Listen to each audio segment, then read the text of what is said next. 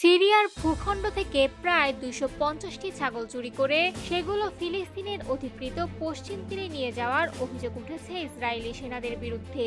অবাক করার বিষয় হলো, এই চুরির ঘটনা স্বীকার করেছে ইসরায়েলি সেনাবাহিনী আইটিএফ নিজেই। ইসরায়েলি সংবাদ মাধ্যম টাইমস অফ ইসরায়েল জানিয়েছে, প্রায় ২ সপ্তাহ আগে সেনাবাহিনীর একটি ব্যাটালিয়নের সদস্যরা এই ঘটনা ঘটায়। অভিযুক্ত সেনারা তখন সিরিয়ার গোলান উপত্যকায় মোতায়েন ছিল।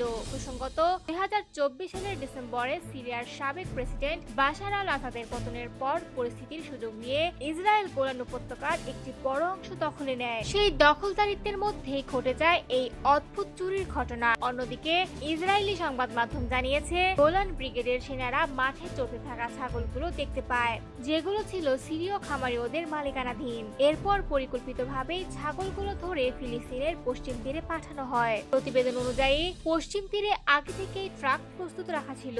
ছাগলগুলো ট্রাকে তুলে দেওয়া হয় এবং পরে সেগুলো পাঠানো হয় অবৈধ ইসরায়েলি বসতি স্থাপনকারীদের কাছে। ঘটনার পর আইডিএফ এক বিবৃতিতে জানায়, চুরির সঙ্গে জড়িতদের বিরুদ্ধে শাস্তিমূলক ব্যবস্থা নেওয়া হয়েছে। স্কোয়াড কমান্ডারকে বরখাস্ত করা হয়েছে, কোম্পানি কমান্ডারকে তিরস্কার করা হয়েছে এবং অন্য সেনাদের বিভিন্ন মেয়াদে শাস্তি দেওয়া হয়েছে। চুরির বিষয়টি ধরা পড়ে পরদিন সকালে, যখন সিরীয় কৃষকরা রাস্তায় কিছু ছাগল ঘোরাফেরা করতে দেখে সেনাবাহিনীকে খবর দেন। বর্তমানে চুরি হওয়া ছাগলগুলোর সন্ধান চলছে, আর কিছু ছাগল সিরিয়ার বিভিন্ন এলাকায় ছড়িয়ে আছে।